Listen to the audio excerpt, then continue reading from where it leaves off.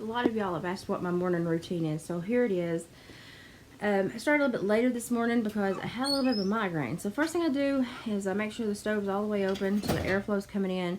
I clean off all of the ashes and stuff that has fallen out on the lip of the stove during last night and yesterday's Woodapalooza because it's been so cold here. Notice I have shoes drying on the stove. The next thing I do is I go out and I get some kindling and tinder. And sometimes you can use a little, sometimes you can use a lot. Most of the time it depends on the barometric pressure. And so today was a really easy day. It started out pretty good. And I didn't have really much fuss out of it. It kind of did its own thing. So I'm going out on the freezing back porch right now and getting an armload of tinder and some kindling. And I'm bringing it back in. See, I don't have a whole lot. I've got like 3 or 4 sticks there. And now I'm going to go get my special weapon in the winter that helps me start every fire that I have. It's super safe. It doesn't float up your flue. David Pilatus is the one that confirmed that it was okay to do this because I had always done it in my childhood. David Pilatus told me I could do it, so I'm going to do it. Oh, and if you're missing a video from yesterday, YouTube took it down. Apparently you can't say what you believe or your opinion. That is dryer lint. I save my dryer lint all year round. I'm going to put that in the middle and build like a little log cabin teepee around it. This is what I did at the Wilderness Boot Camp when I built all the fires for all the campsites. It was my job at about 2 o'clock. I went through and lit everybody's wood stove so that the kids would be warm that night. So I've got that put in there, making sure it's open again. And now I'm just going to light that dryer lint on fire. And you'll see how easy it lights. Very easy. I don't like to use anything really unnatural in my stove, so see how easy that was? Now my glass on my stove door is very, very dirty, so don't pay any attention to that. I will clean it as soon as this cold snap leaves. Normally if I burn it hot enough, it cleans it off, but where it banged last night and just kind of simmered, it really made my door really gross, so I'm going to have to clean it off. Some of it will burn off today in the process of having this fire. And I'm just making sure that it's starting getting the smoke out of my face as it comes out a little bit. And you can see we've got a lot of sun coming through the windows this morning, but it's still very cold. This is our addition to our home. It is like a cabin. It has no heating duct. It has no air duct. We keep AC in the window during the summer. This is basically a cabin. The rest of the house has a furnace and stuff like that, but if we want this room to really stay warm, we build a fire. And we live like we live in Alaska. So I don't mind it. I'm used to it. I grew up with wood heat, so see how easy that started? Now it will wane and need a little bit of help from time to time as it starts going, but now while this is going on, before I get any hot coals sprinkled about for the day, I go ahead and I vacuum. And I'm vacuuming up just all the dust, the debris, Oscar's hair, any of the ash stuff that has been tracked in through the day, and I'm just tidying up the space because this is somewhere I'm going to be dealing with a lot of stuff all day long, so I do not want it nasty. I don't want to be tracking through stuff. So I vacuum. I put this little head on my vacuum. It is much better to pick stuff up with. I always vacuum every morning. It's just something I do. I need to actually take a wet mop and mop that under my stove board, but that'll happen in a couple of days when the fire doesn't have to be going and it's a little bit warmer. I vacuum everywhere. I pretty much vacuum the whole room. For this day, I just vacuumed in this proximity and over to David's bed, and didn't go any farther beyond because I was filming. But you vacuum, you want to get anything that could possibly trip you up or catch on fire out of the way. You want to keep it clean. So this is what I do every day, every morning. Sometimes it is a couple times a day because it's just safe to do it. I enjoy doing it. It's not a big deal. This is a Dyson. It's a second-hand Dyson. It still works. I still bought it. It still had the warranty on it. It's the greatest thing. I think I gave $60 for it.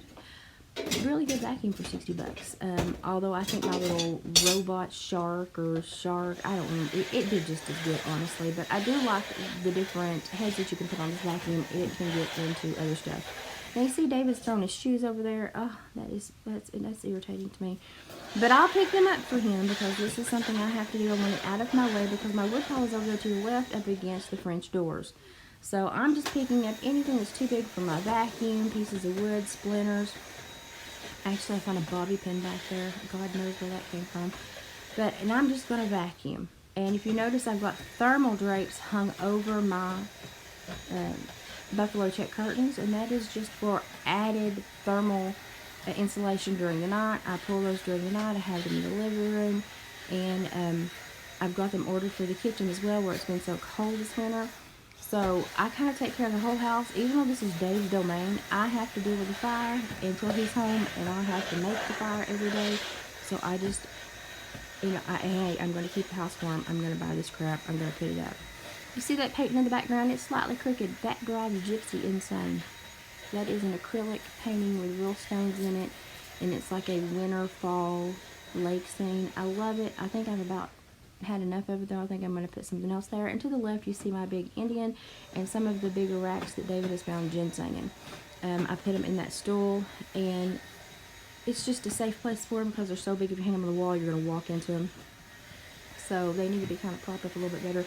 But that's where I store that stuff. So I'm vacuuming. My fire's starting to burn. It takes a little while to take off. Don't worry, that's normal. I don't like to put stuff in my fire. So I'm okay with it taking a little while and letting the wood stove heat up with it. You also want to make sure that you've got plenty of water in your tea kettle on top, and you'll see that those fans do not start immediately. The stove has to get hot. So we'll do an update here in a minute when the fire takes off. Now I really do nothing. Now I'm cleaning up the wood stack over here where I've pilfered through it and burnt certain pieces of wood that I wanted to put on the fire at night at certain times.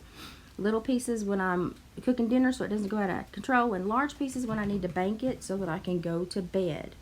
So here I am just throwing some of the extra splinters I found on the floor into the fire. Let me close this door real quick. And I'm going to give it a little bit of help here in a minute because it's struggling on one side to start. So I'm going to give it just a little bit of help. And y'all, if you have back problems, leg problems like I do, you see my rolly cart right there to the left. That's what I use a lot of the times when I am not doing well on a day I have a bad muscle day. I sit in that rolly cart and I scoot it up and I sit in it and handle the stove. But today I'm doing okay. So I'm just going to go ahead and stretch my legs and my back and deal with this fire. Get it a little bit more help. I'm going to, you can see the smoke coming out. That's how everything gets on the floor. But it's going to have to happen. I just give it a little help to spread the fire, to give it a little oomph to go in another place. I'm leaving the door cracked so that it has good airflow to get started. So it's wide open at the bottom, getting all the air it can, and the door's cracked. So we've got a good healthy fire. It's got plenty of oxygen to take off. I also have a thermometer on my pipe. We have a 3-wall pipe, but I have a thermometer on that pipe so I can watch the thermometer on the stovepipe to make sure we're not getting into dangerous territory, which I never do. But it's good to know if you have a flue fire or something, it will let you know. So here I am. Now I'm like, okay, we're doing okay. I'm going to go ahead and kind of prop it just a hair more closed, but it's still open. And I'm heading out now to get an armload of wood in just a second. I've got to plug up my vacuum first, y'all. And yes, I do this every morning. This is my morning routine every morning. Just in this room. This is just what I do in this room. So I'm going out now to the back porch to get an armload of wood. And since I'm not going to be here all day, I am just going to burn a fire for the morning. So I'm not going to get huge pieces of wood. And I'm going to get a small piece of wood to help this take off and get healthier so that I can then put a bigger piece of wood on it. So you'll see me when I come back in, and I'm out there loading up my arm. Probably shouldn't pack as much as I do, but I hate to make multiple trips, so it is what it is. But you'll see that I get a good selection of large pieces of wood and small pieces of wood. And I have to give David credit. He does bust it kind of small if I'm having bad days so I can handle it. Now I'm just going to chuck it down here, and then I'm going to stack it. And I'm going to make sure it's stacked kind of neat so that I can see all the ends and see the sizes and see which ones I want to go for. I do put the big ones on bottom. Those are what I want for nighttime. So I keep those on the bottom and I stack on top of them. I'm going to burn through the smaller stuff during the day so I have a little bit more control over it in case I have to leave the house. You see this little thin piece of wood right here? I'm going to use it to get this fire going a little bit more. And it's easy for it to catch on fire because it's smaller, it's thinner, and it doesn't impede the airflow. So I'm going to lay that on top in there. Oh, look at that smoke come out. Woo. I have a very sensitive smoke alarm too, so it's a wonder y'all don't hear it. But I just put that in there. I'm trying to pill around with it and get it propped just right.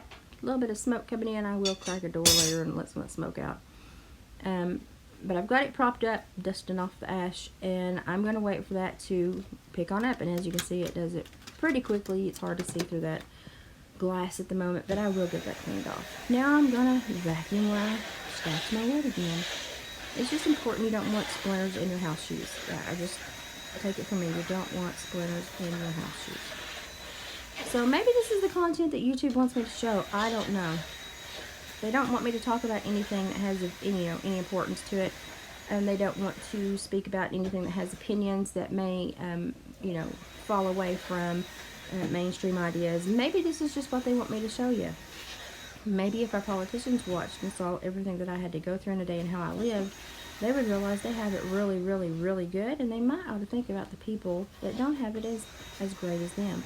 But I don't mind living this lifestyle. This is how I grew up. We always had a wood stove. Always had a chimney with an insert. Always had wood heat in every house I've lived in. I'm going to lay his boots over here to get warm because I am still a nice person.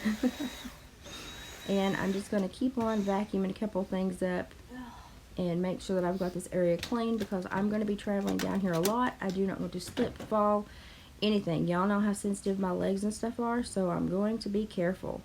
Now, I'm moving the wood around so that the fire can breathe. I'm propping it up so it has a great place to climb up and catch a fire. And after years and years of handling fires, you learn how to do this and walk away and let it do its thing. I don't really have a problem burning, but when I want it to spread, I will use my bellows. I used to just blow on the fire, but now that I've gotten old, I about pass out. So I did invest in little tiny bellows. Works great. Best thing I think I've ever bought in the last couple of years. And it just adds a little bit of pumpkin to the coals to let them go ahead and lick up into flames and get started. And as you can see, I've still got a fire going in there. I just want it to spread a certain way so that it will burn evenly because I know I'm going to be leaving this afternoon. So I want it to burn evenly and burn out so that all I'm leaving is the hot cast iron stove to just keep the room a little bit more warm while I'm gone. I do have an endocrinologist appointment today. Yay. That means I've got a 3.5 hour round trip. Boo. But Mom's going with me. So as you can see, I've got a good fire in there. I'm just trying to get it to spread to the other side. I've got it banked on 2 sides. There we go. See it pick right up. That's great. Thumbs up. We're all good. I love that little thing. That's the best, like, 15 bucks I ever spent in my life. So between the sunshine coming in the windows this morning and the fire that I'm starting, this room should be fairly warm by the time I leave. And this is my morning routine. I hope you enjoyed it. Y'all want to do this too? I don't recommend it. And there's our finished product. Our fans are starting to go and our fire's doing great.